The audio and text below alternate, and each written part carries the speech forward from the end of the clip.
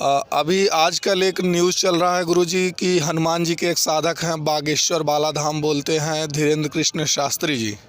उनका जो जो उनके यहाँ जाता है वो उसका वो पहले से पेपर में लिख देते हैं, नाम क्या है, किस समस्या से आया है। तो तमाम तरह के लोग उन पे सवाल खड़ा कर रहे हैं, कह रहे हैं कि जो जोशीमठ में घर गिर रहे हैं, चिटक रहे हैं, उनको वो सही करके दिखाएं, तब हम माने कि वो थोड़ा साधना वाले व्यक्ति हैं या शक्ति वाले व्यक्ति हैं या देवता की कृपा है। इस तरह की उंगली उनके ऊपर उठाई जा रही है, तो इसके बारे में आप क्या कहेंगे? जय भैरव, जय काल भैरव, जय भैरव, जय भैरव, जय उग्र काली। ऐसा है कि यदि नाव इलाहाबाद में चले जाएगी तो इलाहाबाद ही में चलेगी ना जी। यहाँ गंगा में चलेगी, गंगा में समुद्र में नहीं चलेगी। जहाँ जो है वहीं अपना करता है। एक से एक सिद्ध पुरुष हुए, अच्छे हुए, लेकिन हाँ मजमेबाजी के लिए कोई सिद्धि नहीं होती है। कभी किसी चीज़ के विकास के लिए, किसी चीज़ के संवर्धन के लिए और किसी की रक्षा के लिए साधना सिद्धियाँ होती। अब हमें पता नहीं, मैं तो यूट्यूब कुछ देखता नहीं हूँ, अपने ध्यान अपनी पूजा में लगा रहता हूँ।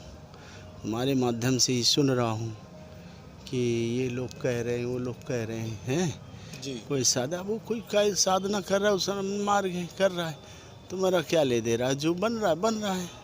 दूसरा जहाँ तक ये है कि पर्चा में लिख के बता देते जी, या वो कह रहे हैं, तो ऐसे भी बड़ी गंभीर मैं आपसे इसलिए पूछ रहा हूँ गुरुजी क्योंकि आप भी भविष्यवक्ता हैं, तो इस वजह से मैं आपसे पूछ रहा हूँ कि इसमें क्रिया क्या होती है, थोड़ा डिटेल में बताइए। मैं जानता हूँ, डिटेल में पूछेगा डिटेल में बता दूंगा, कब में पूछेगा कब में बता दूंगा। मैं 24 घंटा पूछे 24 घंटा बता दूंगा, लेकिन सार चाहिए ना तेरे को। सार का मतलब सार जी जी तो सार पूछे जी तो सार का, इसी सार डिटेल में नहीं होता, सार एक सुक्ति में भी हो जाता जी और एक सुक्ति में सारा कागर भर जाता। जी। ये विद्याएं अपने यहाँ बहुत ही, यहीं हिंदू चाहे विश्व में नहीं थी, यहीं से कहीं गई हूँ। चाहे केरो भी गए तो यहीं आए थे साधना करने।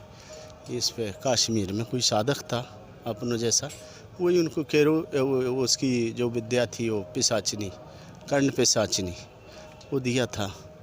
होमिस्टी के माध्यम से वो जरूर थे, लेकिन वो पिशाचिनी का ध्यान लगाते थे हाथ पर, लेकिन वो पिशाचिनी बोलते। तो सिद्धियाँ तो यहीं से हुई ना जी। तो यदि कोई करके ये एक पर्चे पे लिख दे रहा है तो ये कोई बड़ी वो नहीं है कि अपने यहाँ की सिद्धि कोई नई है।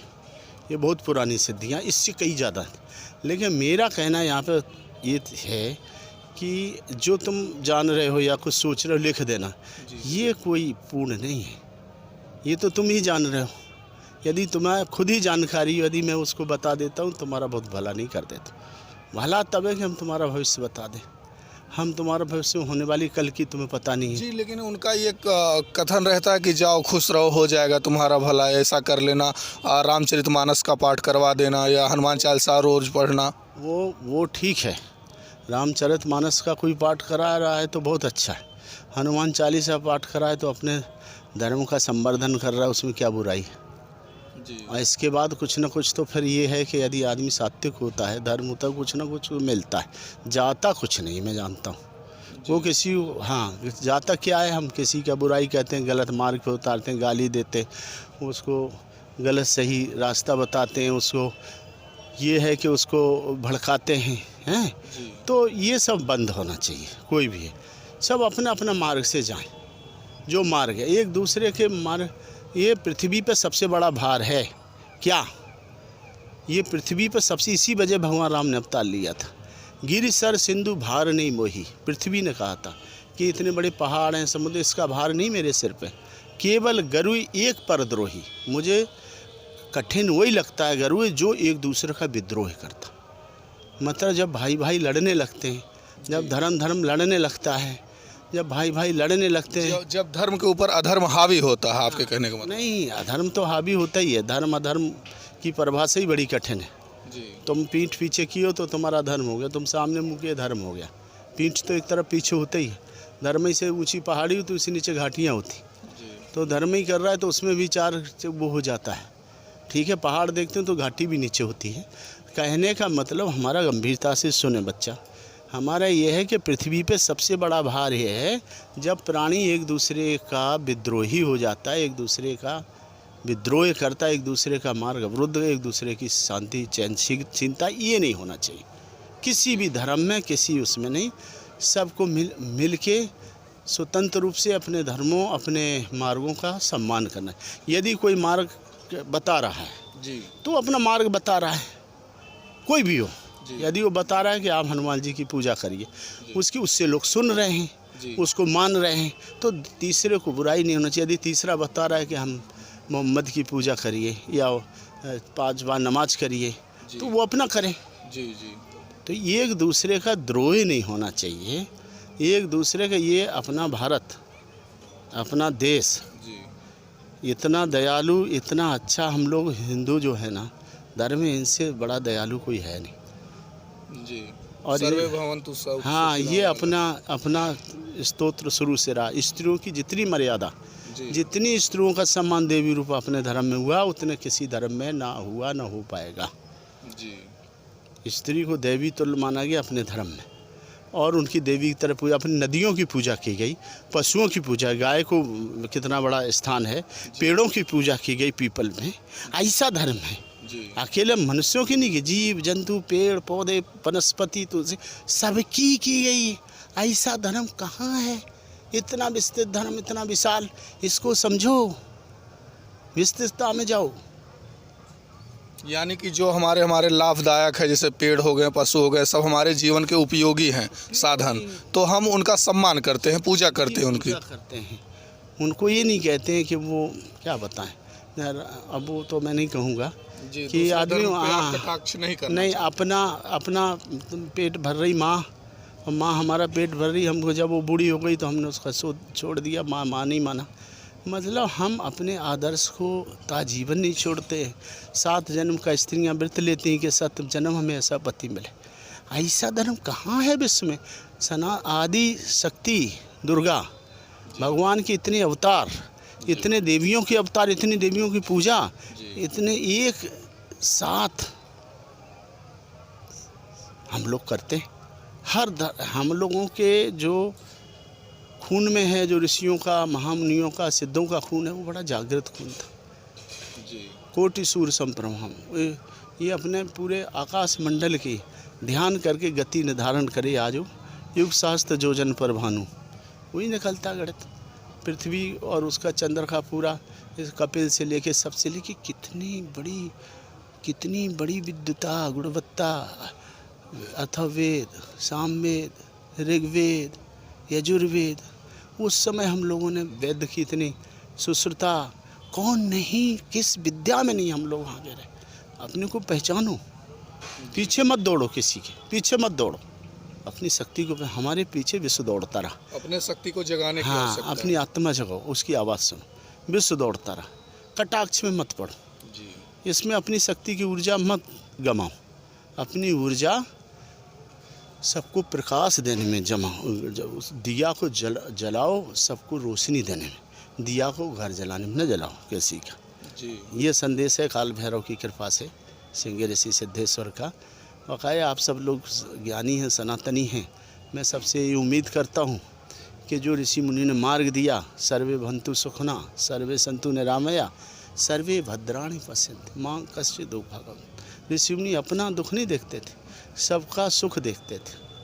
निज दुख गिरि सम रज कर जाना, अपने पहाड़ के समान दुख को छुपा लेते थे, छोटा समझते, और अपने मित्र या अपने किसी परिचित का दुख रज में, उसका छोटा दुख भी बड़ा दुख समझ के उसकी हेल्प करते थे। तो जो हमारी परंपराएं थीं, उन परंपराओं को जीवित रखें। उन परंपराओं को जीवित रखने के लिए हमको बहुत उदार और बहुत विशाल हृदय बनना पड़ेगा, तब हम उन परंपराओं को, उस परंपरा में सब आते थे, हर धर्म उस परंपरा में, हम समुद्र की तरह बनेंगे, हर नदियां हम में गिरें, हम एक रस रहें, हमारा जल वही रहेगा जो है, ना हम बाढ़ खाएंगे ना वो खाएंगे, और हर नदी हम में आए, हर नदी का स्वागत। हमें ज़रूरत नहीं नदी की, हमारे पास पर्याप्त जल है, हमारे पास सब कुछ है, शक्ति भक्ति सिद्धि समृद्धि सारा है। हम लोगों ने विश्व पर एक छत्र तंत्र से, सिद्धि से, साधना से चमत्कार किए जी। धर्म से हमारे सभी देवता यथावत आज की डेट में जैसे कल जो सद आज भी उसी तरह, और वो जो है उनका ध्यान करके, महाकाली का ध्यान करके, ये एक विवेकानंद ने पूरे विश्व को चौंका दिया था, देवी संपन्न वक्ता कहा गया था। ये साधना की सिद्धि थी। इस चीज़ों को हमें बना के रखना है और बहुत ही सात्विकता, वाणी बहुत बड़ी चीज़। मैं चाहूँगा जो भी संत या जो भी अपने धर्म के अनुयायी मेरी वाणी सुन रहे हैं, उनसे मेरी एक हृदय से ये एक वाणी है, वो एक हृदय से मेरा निवेदन ही समझ लीजिए, या हृदय से अपनापन समझ लीजिए कि वाणी हमेशा, वाणी सरस्वती है। सुर बोलते हैं देवता को, वाणी ये सुर है। असुर वो होता है जिसकी वाणी बकवास होती है, कुछ भी बोलता है, मद्य पिए जैसा बोलता है। वो वाणी होती है देवता की, वाणी असुर की होती है, राक्षस की। और जो वाणी सुर होता है, जिसकी वाणी से लोग जागृत हो जाते, चैतन्य हो जाते, तो वाणी पे बड़ा नियंत्रण होना चाहिए। वाणी एक अमोल है, जो कोई बोले जाओ। वाणी किसी के जीवन को बचा भी देती है, वाणी किसी जीवन को नष्ट, और वाणी अमर है। ये जो हमारी शब्द निकले ये अमर है। शरीर नष्ट हो जाता है, वाणी नष्ट नहीं होती। इसलिए वाणी बोलने के लिए हमको अंदर तौलना है शब्दों को, तब बोलना है। हमें अपने धर्म का रक्षा करनी है तो हमें वाणी को भी बहुत सरल प्रवाह इस गंगा की तरह निर्मल करना होगा, जिससे सबके कल्याण करे, दुख दूर करे। हाँ, वाणी को बहुत ही नियंत्रण होना चाहिए। वो आत्मा का वाणी से साक्षात्कार होना चाहिए। बताना ना बताना, ये ईश्वर भगवान जो लिख रहा है तुम्हारे भविष्य में, कई चीज़ें ईश्वर गोपनीय रखता है, कई चीज़ें आभास हो जाती हैं। ईश्वर ने खुद ही इन चीज़ों दे दिए, पॉइंट दे दिए, हाथ पे दे दिए, वो पे दिए, ग्रह जो हैरोस्कोप होता है सब होता है, लेकिन ईश्वर खुद नहीं चाहता कि तुम्हें कल की चीज़ पता चले। यदि तुम्हें पता चल गया तुम्हें 1 महीना बाद मरना है, तू तो आज ही मर गया। नहीं मर गया, आज ही तिल तिल के जीने लगा रो रो। तो जब ईश्वर इसको रहस्यमय बनाए तो कुछ चीज़ें तो रहस्यमय रहना चाहिए। ज्योतिष या वो इस चीज़ के लिए भारी, खाली इसके लिए ध्यानी लोग इसलिए कि आगाह करते हैं, भटके हुए आदमी को एक सन्मार्ग मिलता है।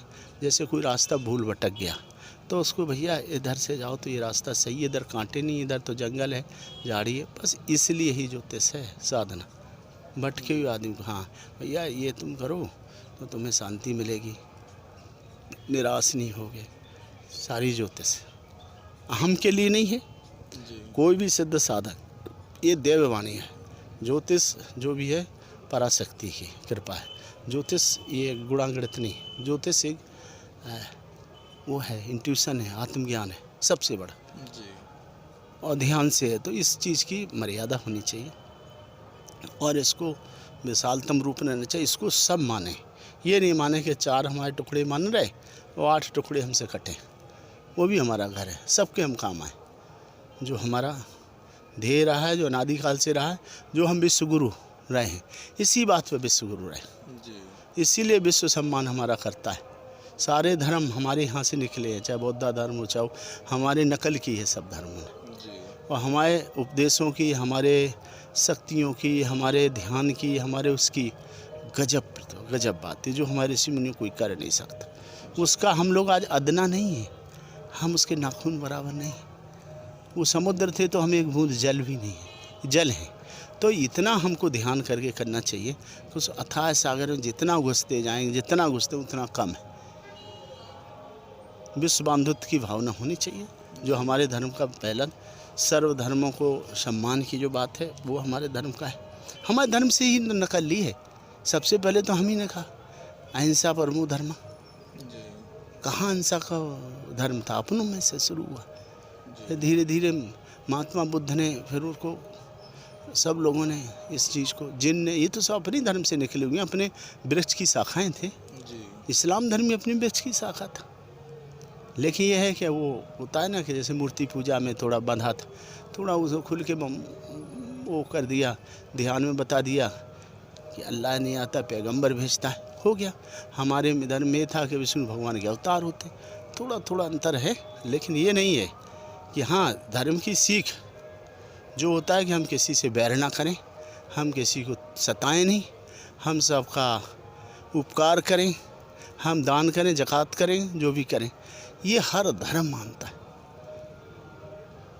और हम गरीबों की दीन दुखियों की सेवा करें, हम माता पिता की सेवा करें और हम अपने आदर्शों का पालन करें, हम अपने नियमन करें। और यदि इसमें और ऊपर हम जाते हैं तो इंद्रिय निग्रह करें, इंद्रियों पे हम उपाय, हम तपस्या करें, हम ध्यान करें, हम समाधि करें। यदि और ऊपर जाते हैं हम तो फिर हम महानतक होते हैं, फिर हमारे लिए सारा विश्व परिवार हो जाता। पहले जो साधारण हम परिवारों को कहते हैं कि वो अपने परिवार को ही संस्कार दे लें, तो उन्होंने बहुत कुछ कर लिया। जो परिवार के मत, उन्होंने अपने परिवार को सही में वो बहुत कुछ कर लिया। हम कहेंगे थोड़ा उससे ऊपर है, हमने गांव को दे लिया मुखिया बन के, तो बहुत कुछ कर लिया उसने, और ज़्यादा कुछ कर लिया। हम कहते हैं कि किसी ने राज्य को कर दिया, राज्य स्तर पे कर लिया, बहुत कुछ कर लिया। किसी ने देश इस स्तर पे कर लिया तो बहुत कुछ कर लिया, बदलाव कर लिया, बहुत अद्भुत हो। वो राजा ना हो तो भी राजा के समान है, क्योंकि उस राजा से ज़्यादा उसने कर दिया, क्योंकि देश में उसने ऐसी चीज़ें बदल दी जो कुरीतियाँ थी। जैसे सोनू सूद अभी लॉकडाउन। कोई भी हो, मैं ये नहीं कह रहा हूँ, मैं पुरानी बातें कर रहा हूँ। आज उन चीज़ों पे चलना कठिन है, लेकिन कह रहा हूँ चलते हैं तो बहुत अच्छा है प्रदेश में। इसके अलावा यदि कोई विश्व स्तर पे कर दे तो भगवान का नुमाइंदा है वो। आजकल विश्व में जो बच्चे भटक रहे हैं, बुद्धियाँ भटक रही, ध्यान कंसंट्रेट नहीं हो रहे, सही रास्ते नहीं जा रहे, नशे धूती में पड़ रहे हैं, अपना कम उम्र में ही नाश कर रहे हैं। इन चीज़ों को बदल देना हम लोगों की प्रथमता है। हम स्त्रियों में बहुत जल्दी आवेश आ जा रहा है। स्त्रियाँ अपना एक तरह से समझिए कि जो हम जिनको दैवी तुल्य मानते थे और मानते हैं, 9 दिन पूजा होती है, तो जिसकी हम मर्यादा करते हैं, तो जो मर्यादा में सुख है, मैं मानता हूँ, जो संस्कार में सुख है, जो एक सलीके में सुख है, जो एक शांति में सुख है, जो एक ध्यान में सुख है, वो मृग तृष्णा में नहीं है। मृग तृष्णा जैसे ढूंढता रहा वो जंगलों, उसमें उसको लाइट चल के मृग तृष्णा होती ना, जब बालू में रेत तो सोता तालाब भरा, वहाँ तक जाता, वहाँ फिर बालू दिखती, तो मृग तृष्णा में नहीं है, ध्यान में। उसकी कस्तूरी कुंडल भस है, मई जून में गर्मी का जलजला भी पानी दिखता है। तो मृग तृष्णा नहीं करनी चाहिए। मृग तृष्णा में ऐसे ही भटकता रहे, मर जाएगा वो। उसको ध्यान अंदर है उसके, जैसे कस्तूरी होती है, तो उसका ध्यान उसको शांति देगा, उसको सुकून देगा, और उसके संस्कार, उसकी सहजता। महात्मा बुद्ध से अंगुली माल आया, वो लड़े क्या उससे, मुस्कुराते रहे, उससे 2 शब्द ऐसे बोल दिया, कुछ सारा डाकूपना हट गया, उसका तुरंत हो गया। चंदन पे सांप लटक जाता है, तो चंदन का जहरीला होकर और जहरीला होकर मार देता है, चंदन उसको शीतलता ही देता है, जो अपना गुण है। साधु या सिद्ध पुरुष जो होते हैं, वो बुरी चीज़ को अच्छा करने की ताकत रहते हैं, डाकू को संत बनाने की ताकत रखते हैं। वो किसी दुष्ट आत्मा को सही, अशोक को इतना बड़ा युद्ध जीते थे, अशोक को एक बहुत बड़ा महात्मा बुद्ध ने संत बना दिया। तो ये है अपने धर्म की विशेषताएं। ये भगवान राम ने सबरी के बेर खाए, सबरी जूठा भी दी तो बड़े प्रेम। कितना चक्रवर्ती सा उस समय का, कितना चक्रवर्ती सूरवंश, वो भगवान राम, वो ऐसे बेर खाते हैं कि माँ के हाथ से भी उतने अच्छे नहीं। लेकिन गुरुजी कुछ लोग अभी मानते हैं कि रामायण ही काल्पनिक है, ये है, कुछ था ही नहीं। तो वो भी तो काल्पनिक हैं, उन्हें अपना ही पता नहीं कि हम किस मन से कहाँ से आए। वो भगवान राम को भी काल्पनिक मान सकते हैं। तो ये तो ऐसा है ना जी, ये तो ऐसा है कि दीपक सूर्य को रोशनी दिखाने चला, जुगनू जो है सूर्य के सामने खड़ा होने को चला है। राम राम है, रम्यते इति रामा। ये आगे जो पीछे जो विद्वान हुए हैं, जिसके कबीर जब उनके पे पढ़ के रिसर्च करते हैं, और उन्हें आँखों में रमैया रमरा दूजा कहाँ समय राम, ये बहुत ही अच्छे लोगों का काम। जय भैरव।